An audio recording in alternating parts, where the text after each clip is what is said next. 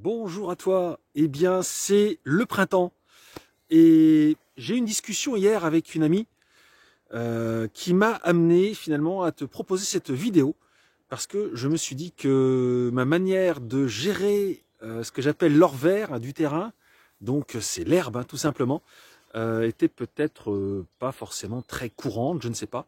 En tout cas voilà, je te partage ma manière de gérer ça. Donc l'idée c'est que pour moi c'est vraiment, elle a deux, trois utilisations au moins et c'est véritablement de l'or qu'on a puisque c'est de la matière première vraiment avec une profusion extraordinaire que l'on a en début de saison.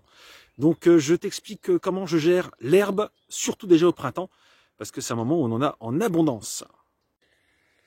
Donc là, eh bien, c'est ce que tu viens de me voir faire en vidéo un petit peu accélérée. Eh bien, tu vois, je m'amuse à à réunir l'herbe. C'est un peu comme si on faisait les foins finalement, mais un peu plus tôt, avec une herbe plus courte, tout simplement.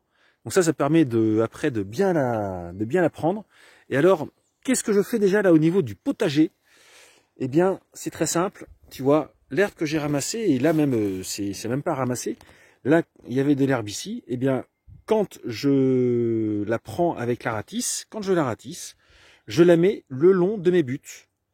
Et alors, pourquoi je fais ça? Eh bien, tout simplement, l'herbe, en fait, elle va étouffer un peu l'herbe vivante en dessous, et ça va permettre d'éviter une repousse trop importante. Je vais te montrer également là, je l'ai fait au niveau du U. C'est pas complètement fini d'ailleurs, parce qu'il y a une partie encore où là, de ce côté-là, j'ai pas encore assez d'herbe. Mais bon, ça va vite venir avec les tondes que je fais à la débroussailleuse. Donc là, tu peux voir, voilà, il y a la terre au milieu, qui est légèrement surélevée, et au bord, eh bien voilà, je mets mes tas d'herbes que je pose comme ça, et que après, là je les ai posés juste rapidement à la ratisse. Mais après, si on veut être un peu perfectionniste, on peut s'approcher, les prendre comme ça, les tasser, vraiment, voilà, bien les tasser, tu vois. Parce que plus tu tasses, et après, donc moins il y a d'air qui passe, moins il y a de lumière, surtout, parce que c'est la lumière finalement qui active la vie. Donc moins il y a d'air et de lumière qui passe, et plus les herbes en dessous ne vont pas pousser. Donc ça, c'est un premier moyen, je trouve, qui est vraiment efficace, que j'ai déjà fait l'année dernière, sur une partie de plantation. Donc voilà, il faut vraiment bien tasser, bien amener. De toute façon, je vais encore en ramener. Là, c'est c'est les premières pauses. Mais après, je vais encore en ramener, pour mettre autour.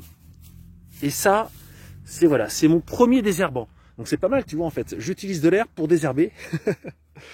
Ça permet vraiment d'éviter une repousse trop abondante en bord de plantation, et ça c'est pas mal. Et comme ça après, quand je reviens, quand je repasse la débroussailleuse, hop, j'en remets dessus, parce qu'au fur et à mesure, ça se décompose un peu, ça se tasse, donc on peut en remettre régulièrement. Alors un autre avantage de cette utilisation là, pour l'instant nous sommes au printemps, donc clairement cette année j'ai changé de tactique par rapport à l'année dernière. J'ai laissé la terre nue, tu peux le voir, et pour qu'elle se réchauffe bien. Donc par exemple là tu peux voir les petits radis, regarde ça, les petits radis qui poussent. Eh bien pour l'instant je les laisse en terre nue, mais par contre dès que les chaleurs vont devenir un peu plus importantes, que les plants, alors pas que les radis, parce que les radis c'est une plantation très rapide, mais pour les autres plantes, eh bien au fur et à mesure après je pourrais remettre de l'herbe, et l'herbe, tu vois, celle qui est là comme ça au bord, au fur et à mesure elle va sécher également. Donc ce sera plus de l'herbe verte trop azotée, il y aura aussi du carbone dedans. Ça fait comme le foin. C'est l'avantage, tu vois, c'est que le foin, quand on le coupe, on sait que si on le laisse sécher après, c'est plus un équilibre carbone-azote qui est très bon. Je connais pas grand-chose là-dedans, mais j'ai un peu retenu ça. Et donc là, l'avantage, c'est que quand ça sèche, tout ça, et bien une fois que c'est bien sec, et que j'ai des autres cultures qui sont dans la terre et qui ont commencé à bien pousser, après, hop, je pourrais remettre mes bordures dessus, avec l'herbe qui aura un peu séché, et ça permettra d'éviter un trop plein d'évaporation, etc. quand la saison chaude va être présente. Donc voilà, c'est plutôt sympa, tu vois, ça c'est une première utilisation intéressante. Donc là, eh bien voilà, il me reste encore tout ce qu'il y a là. Là, tout ça, ça n'a pas encore été ratissé, donc j'ai encore ça, puis après j'ai encore ça. Alors après c'est pareil, tu vois, vu que j'aime bien les fleurs, puis que je trouve que pour les abeilles c'est sympa, là j'ai plein de zones de pourpier, et en fait je les laisse pousser sans les ratiboiser, parce que comme ça permet de nourrir les petites bêtes. Tiens, j'en profite, vu que je suis devant la haie d'osier, regarde ça. Je te parlais la semaine dernière, alors attends, faut pas que je me mette, parce que devant le soleil, je te parlais des pousses de reprise, donc qui montrent bien que l'osier reprend, enfin le saule reprend, et là regarde ces beaux chatons.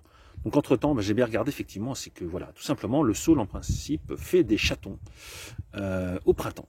Donc là, c'est un magnifique chaton, puis là il y en a d'autres encore. Donc c'est absolument génial, c'est superbe. Il est en pleine forme. Maintenant, je vais te montrer la deuxième utilisation.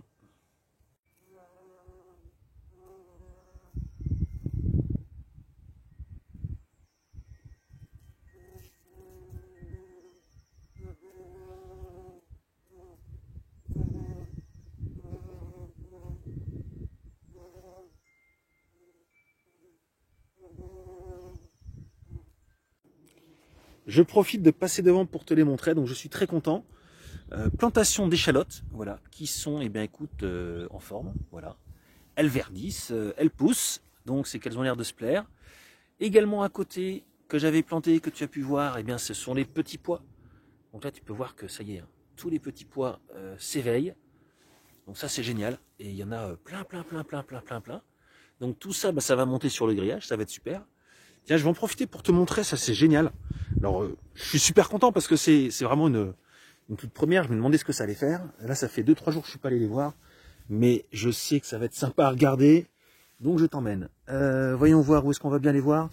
Un endroit dégagé. Tiens, par là. Là, tout ça ici, ce sont les pois chiches. Voilà. Les pois chiches. Voilà. Pois chiches. Pois chiches. Pois chiches, pois chiches, pois chiches, pois chiches, pois chiches, pois chiches. Et tout ça, ce sont des pois chiches. Et ils poussent, ben écoute, ils ont l'air de tous bien pousser. Donc voilà, le début de saison est bon. Regarde, pois chiches, voilà. Tout ça, c'est des pois chiches. Là, les 3 rangées ont parfaitement pris. Il y en a plein. Ben, je pense que tout ce que j'ai semé a germé. Donc ben là, maintenant, les prochains pois chiches que je vais mettre, ça va être là-bas. C'est tout l'espace. Attends, je repasse là-bas. Tout l'espace que j'ai dégagé. Attention plantation, voilà. Tout l'espace que j'ai dégagé là où j'ai tout déraciné, les racines de ronces. Et bien donc là, je laisse pour quelques fleurs et une plante médicinale. Et là ici, eh bien je vais pouvoir. Ça fait une belle surface quand même. Hein. Donc là il va y avoir des patates, ça c'est une chose. Mais je vais également remettre, je sais pas, quelques rangs, voilà, quelques rangs de pois chiches. Un peu en décalé, avec une exposition légèrement différente, mais c'est bien ensoleillé aussi ici. Donc on verra ce que ça donne. Voilà pour les petites plantations. En direction de la deuxième utilisation qui va être vraiment très importante cette année pour moi. C'est en direction, alors là tu peux voir tous les petits tas que je fais, tu vois, je ratisse, c'est comme si je faisais les foins en fait, sauf que c'est plus petit quoi, qu'il y a moins à ramasser. Et donc je fais ça à chaque fois que je débroussaille, hein, avec la débroussailleuse, hop, je fais des lignes, après je ramasse. Et donc là, l'utilisation, eh bien, ça va être au pied de mes nouveaux petits arbres.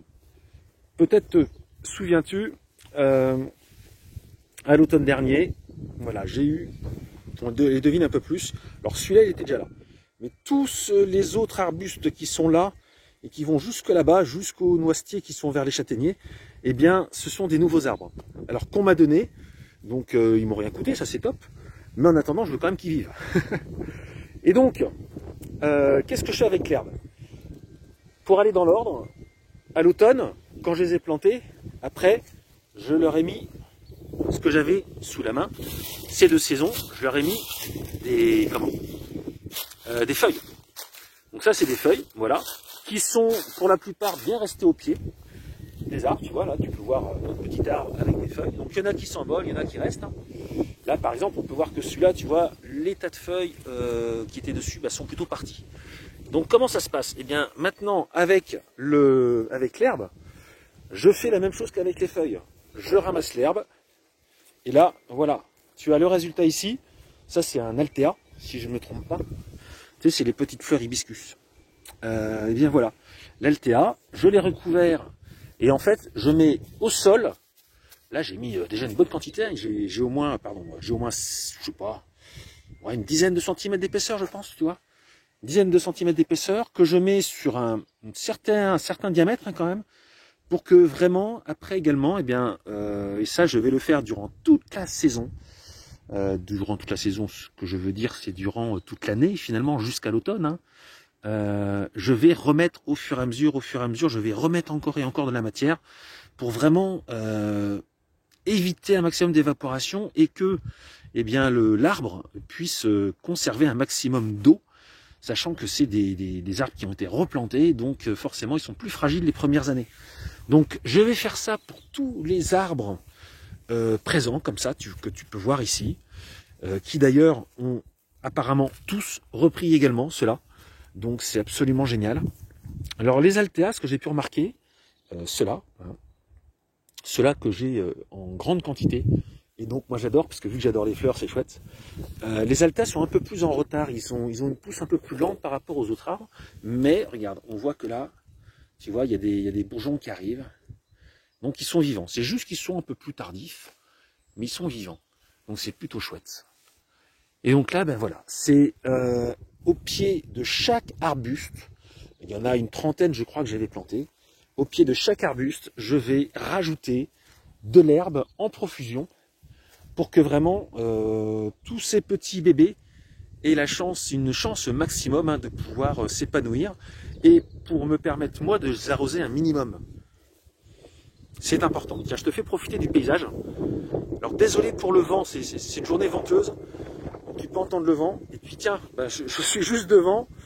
Là, tu peux voir. Je coupe au travers. Tiens, c'est marrant, ça. Ah, génial. Je te montre un truc que je viens de voir. Alors, ça, regarde. Ici, c'est comme, pas une taupinière, mais une fourmilière. Mais c'est comme s'il y avait eu un animal dedans. Il a fait un grand trou dedans. Bah tiens, il y a un bourdon qui s'approche. Et donc certainement qu'il y a eu de la chasse ou qu'il y a une bestiole qui a vécu là-dedans. C'est amusant.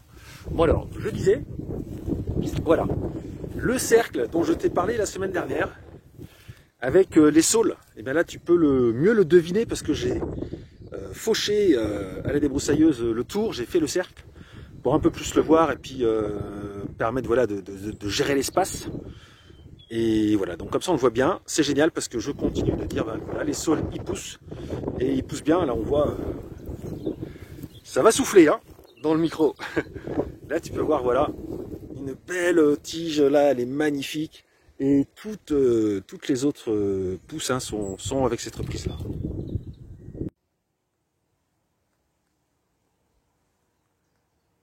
Ça, tu vois, c'est pour moi une plante incroyable qui nourrit. Alors il y a les arbres évidemment, hein, il y a tous les arbres en fleurs, hein. Mais alors là franchement ça c'est voilà, ça se plaît énormément, il y a une grosse quantité et il y a plein d'abeilles, de bourdons, de guépons, de machins, plein de petites bestioles qui viennent manger. Donc voilà, je laisse pousser et quand la floraison sera finie, après je les couperai. Mais pour l'instant, je laisse pousser tout ça. Voilà pour cette vidéo du dimanche sur le thème de l'or vert, parce que franchement, pour moi, l'herbe, c'est vraiment de l'or. Donc tu vois, je l'utilise pour pailler dès maintenant les arbres. Je l'utilise pour en tant que désherbant, finalement, pour couvrir le sol et empêcher que l'herbe repousse, avec une bonne couverture, hein, parce que sinon, s'il y a de la lumière, ça, forcément, l'herbe va pouvoir repousser en dessous. Mais si tu couvres bien, j'ai déjà expérimenté ça, avant, ça marche très très bien. Il faut juste bien couvrir, une bonne épaisseur, il n'y a plus du tout d'air qui passe et tout meurt en dessous. Donc c'est plutôt pas mal. Et puis après, tu vois, ces herbes que tu as mises sur les côtés de tes bordures, tu peux les remonter dans ton potager pour faire une couverture et protéger la terre qui était à nu avant. Donc voilà, moi je trouve ça pas mal. C'est une façon, je trouve, hein, de gérer cette abondance vraiment incroyable d'une bonne herbe verte et grasse là qu'on a en début de saison et qui souvent est peut-être un peu trop présente pour certaines personnes. Donc c'est une solution, je pense, qui permet d'éviter d'emmener à la déchetterie ou de faire je ne sais quoi avec. Après tu peux faire du compost aussi, hein. Tu peux rajouter de l'herbe également dans ton compost, c'est bien, hein. Ça permet de faire un compost et c'est pas mal aussi. Ça c'est une autre utilisation, alors moi que je ne fais pas particulièrement parce que l'herbe que je coupe me permet déjà de faire ce que je t'ai montré, donc je ne fais pas plus. Voilà, je te souhaite un bon dimanche et à la semaine prochaine. Au revoir.